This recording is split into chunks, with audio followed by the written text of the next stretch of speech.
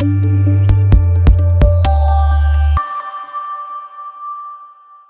everybody, welcome to the Monday morning edition of the Daily Friend. I hope you had an excellent weekend. Remember, you can find all our work as writers and analysts on the Daily Friend website at www.dailyfriend.co.za. As usual, I'm not alone. I've got a full house with me today. Guys, good morning. Marius, how are you doing? Good morning, Sichle. France, welcome to the show. Good morning, thank you. Hello, hello. And Sarah, hello. Hi, how's it? All right, guys, just before we get into this, just a reminder to our viewers, guys, you can find the Daily Friend show on both my YouTube channel and the IRR YouTube channel. Remember to like, comment, share, and subscribe to the show. Guys, we have a jam-packed show today. Excuse me. But let's begin where I think a lot of us don't want to start after a rather dismal weekend. Marius, the cricket, what is going on? Well, who knows what's going on, actually. I think it probably goes back to when AB de Villiers decided to not to retire and become the most treacherous South African since Martinus van Schalkwyk. But I just pointed out in a meeting earlier that Pakistan won the 1992 World Cup. And they lost 4 out of their first 5 games. So all is not lost at the moment. And I was also saying there's probably some parallels you can draw between the Proteas and the DA. The Proteas seem to have forgotten how to play cricket, and the DA seems to have forgotten about liberalism. And this is you can see what's in the results for both those organizations. I mean, and the Proteas will probably never win a World Cup. The DA will probably never win an election. Well, I was about to say, after the dismal election results, and in this case, the dismal game results, can either of them come back? Can they make a comeback? I think what the Proteas and the DA should do is look to Imran Khan, who was the captain of that Pakistan team that won in 1992, and now he is the Prime Minister of Pakistan. So that Imran Khan managed to inspire that Pakistani team of 1992 to win. And he was also in the political wilderness for a long time in Pakistan. And today he's the Prime Minister. So perhaps Faf du Plessis and Wissy Maimane should drop a line to Imran Khan and get some advice maybe. Guys, any comments before we move on? Can I just say that we're going to have to spread it more widely, because apparently we were knocked out of the Kasafa Cup. Our sevens ended up bronze. And there was another one, and I cannot remember, but it's really been pretty dismal. Oh, man. France, anything to say before? Because I think at this stage, anybody watching is probably thinking, where is this all going? No, this is going somewhere. Theory and practice is the point. Absolutely. That in theory we should have won a World Cup by this stage. Mm-hmm. In practice we don't, and that brings us to the sort of affairs of the day. Yeah. Because I think we're going to start seeing a lot of that in analysis of the cabinet. And there was a great example that prompted this in a newspaper this morning. Some analysts saying what a wonderful thing it is that there's now a Department of Labour and Employment, because this shows that for the first time we're going to be focused on creating jobs, and jobs are going to start being created. And it just has it's Alice in Wonderland stuff. And I think as you look at analysis of Ramaphosa's new cabinet, see that distinction. You'll see it play out a lot. There's a small sort of coterie in the world of what we call serious people who usually aren't surprised by unanticipated events. And then there's a sort of group of analysts and journalists and writers who live in a sort of parallel, a theoretical universe where if you have a Department of Employment, then jobs start being created. And there's a great story around it we used in a report column a few years ago of a kid who comes home. And he says to his dad that the teacher said, tomorrow I must explain to the class the difference between theory and practice. And can you help me? And the dad says, no, I can. And he says, go and find your mother and say to her, would you sleep with Steve Hofmeyer for R1 million? and the kid comes back and says to the dad, the mother said she thought she might. And the father thought, well, that's what he suspected as well. And he says, go find your sister and ask her. And he comes back and the sisters now said the same thing, and the father says he suspected that as well. And he said, you see, son, in theory we could have been millionaires, but in practice we're sitting here with 2 whores in the house. And I think there's going to be a lot of parallel around Ramaphosa's cabinet. There's this Labour minister, an ardent trade unionist, a dogmatic ideologue, utterly hostile to investment-driven economic growth and the like, tasked with creating jobs. In practice, it's just not going to work. I think you're raising a very important thing, France, because it also speaks to this weird obsession the chattering classes have, if you will, with creating theories that confirm their bias, even if the data doesn't support a given theory. And let me be precise and specific. If you look at education, you have someone like Angie Motshekga coming back to their portfolio, and anybody at the Institute or the Center for Risk Analysis can show you just how dismal the education record has been, how much of a failure it has been in according young people the sort of skills and knowledge they need to be able to compete in a global economy, in a modern economy. Yet you will hear theories saying, oh, it's a fantastic thing that she's come back. It ensures some form of stability. What is going on when people are unable to see the truth beyond essentially the rhetoric? Think more and more we've got to call it a moral problem. Yeah. That what happens in our education system actually sabotages the prospects annually, literally, of hundreds of thousands of young people. Absolutely. Of reaching middle class existence. To hand that department back to a person who's failed utterly, and failed utterly, you can justify that. We find that less than 5 in 100 kids are passing maths and matric with a grade of 50% or higher. The same phenomenon plays out with Panyaza Lesotho and Gauteng. Gauteng's educational outputs in public schools are appalling. And it's got nothing to do with well-resourced schools. It's got nothing to do with Afrikaans schools. It's got everything to do with the disgraceful management of the public schools that are under Mr. Lesotho's own direction. But he's hailed as some sort of a virtuous figure whose efforts are giving young people the chance at the middle-class life they otherwise wouldn't have. The truth is quite the opposite. And it's dogmatic ideologues that engage in sort of virtue signaling politics that are as much responsible for the lack of progress that we make as a country in eroding inherited disadvantages as anything that has happened in any other sector of the economy, or as anything that we've inherited out of our past. Guys, let me open it up a little bit, because this is really the crux of it, isn't it? It's the idea that we're making excuses by theorizing new theories, but we're really making excuses for the return of the ideologues. I mean, look at the economics cluster once again under this Ramaphosa administration. A lot of the same left-leaning, Marxist pining for individuals are making it back into a key cluster of departments, which should be inspiring the sort of the sort of pro-growth, pro-market approach that we should be seeing, but I don't think we will see. Morris, let me just quickly come to you. Someone who might be listening to us is going, oh, you guys are just being negative for the sake of being negative. But there's a record of history, isn't there, on this, around having an ideologue in a position? Well, we've seen, we had Rob Davies and Abraham Patel. Rob Davies was at Trade and Industry, and Abraham Patel was at Economic Development. And these are from the Communist Party. Yeah, they are. I mean, they're members of the South African Communist Party. Yeah. And we've seen how dismal, there's been no economic development. Absolutely. There's been no trade, no industry. I mean, people are so blinded by ideology. Nobody's prepared to make the hard decisions that South Africa needs to do to start getting this economy moving and start creating jobs. And I mean, they talk about the 3 triple challenges in South Africa: poverty, unemployment, and inequality. Once you if you create jobs, poverty and inequality will stop being problems.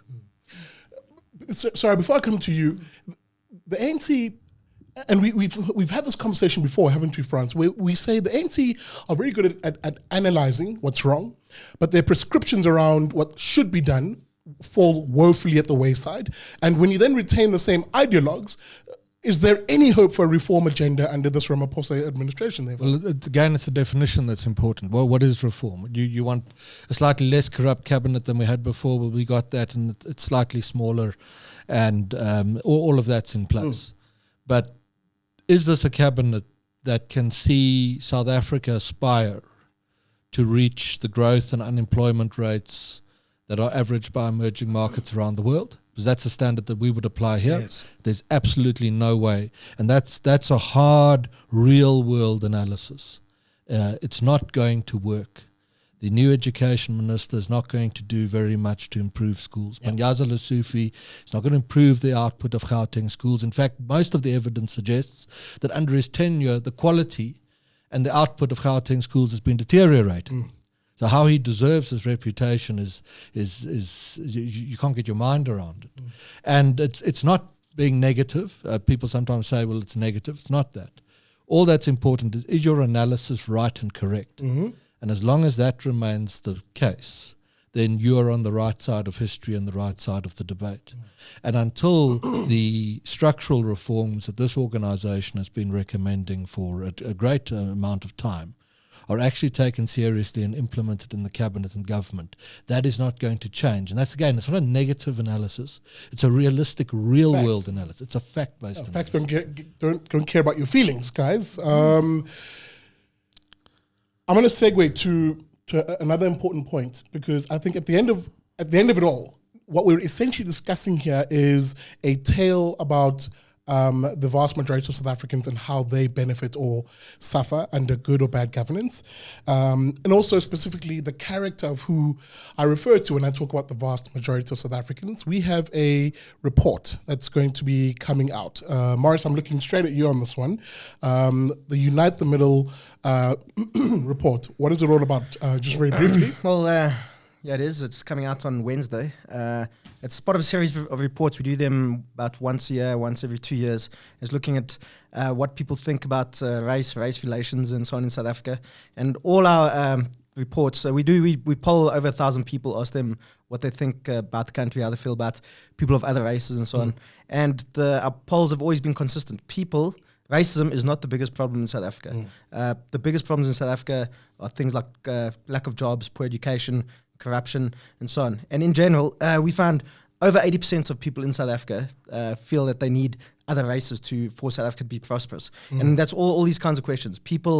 Race is not front and foremost for the vast majority of South Africans. Most South Africans actually like each other, want to get on, and want to work together for. And I think it's probably you can talk. It's the parable. Let's call it the parable of the arsehole. If you go out one day and you meet one arsehole, you probably met one arsehole.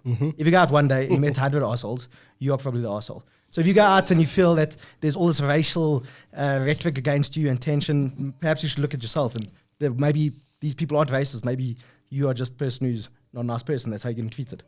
Sorry, the parable of the arseholes. I need to up my parable. But there's a story in what Morris is raising here, isn't it? The idea that South Africans actually do want to work together, and that you need let me take a step back. A story that actually the vast majority of South Africans do not fall on the fringe of what we see on social media, for example. Is that just not what we're hearing in this, perhaps? I think that's to a large extent. And that's because, and I think the same applies in a place like America, where the average person, most people, have a common sense approach to things. They know what would be good for them, and they know that what would be good for them are things like jobs. And they know that to create the jobs, you need the businesses to be created. And it doesn't matter who creates them; it's that you want them created, and that's going to go across the color bar. It's not I think there's a difference between the ideologues and the race baiters who have a very specific agenda, and ordinary people who have a very common sense idea of how life should work. But I think something that went viral this weekend just shows that. There was that fellow down in Cape Town where a lady was going to travel into, forgot her wallet at home or purse at home. A fellow petrol attendant, so he's obviously not a man of great means, lent her or gave her 100 rand, wasn't expecting any money to come back to him. He didn't know if she was going to come back. And the lady came, put it all on Facebook. Now there's been a crowdfunding initiative for the guy, 400,000 rand. But I don't think, apart from that, I think that's how most South Africans are. I mean, absolutely. I remember there was a story a couple of years ago where a white guy was knocked off his motorcycle, like in the middle of the road. Apparently 3 or 4 taxis came and created like a little lager around him, so people wouldn't ride over him, and he'd be safe while the ambulance came. And that's people of all races in South Africa generally like each other, want to get on, want the same things for this country, which is a prosperous country with jobs for everybody, absolutely, and good education system. And our polling over years has been absolutely unambiguous about that. Yep.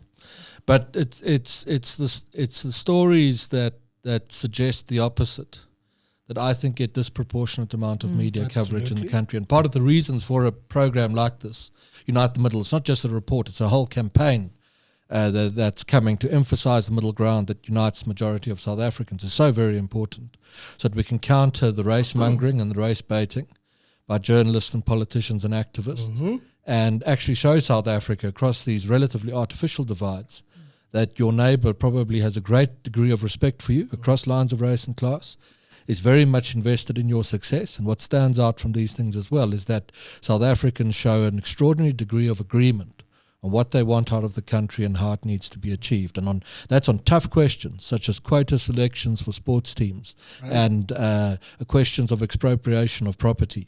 Mainstream South Africa, good 70, 80%. We talk about the 70 or 80%ers in this organization are actually in the same place, and it's a sensible and a good place to be, and we want to emphasize that. Absolutely. And we will bring you that report in the Big Liberty Show. Watch out for that this week. And I'll have that conversation with Marius where we'll break it down, including giving you some of the detailed let's call it tables that show some of the data as to what you had to say on this and other topics. Guys, as we look to conclude this conversation, let's talk People's War, a book by our colleague, Dr. Anthea Jeffrey, something really, really big and important and special really in this book that I think South Africans out there should be paying attention to. And joining us tomorrow, I believe we're at the... Maurice, I'll let you speak to that. Where are we tomorrow to launch this book? Tomorrow evening, it's at the Hyde Park in Johannesburg. And Thursday, it's at Medlin in Pretoria. Then next Thursday, the date will be the 13th, I think, the V&A Waterfront in Cape Town.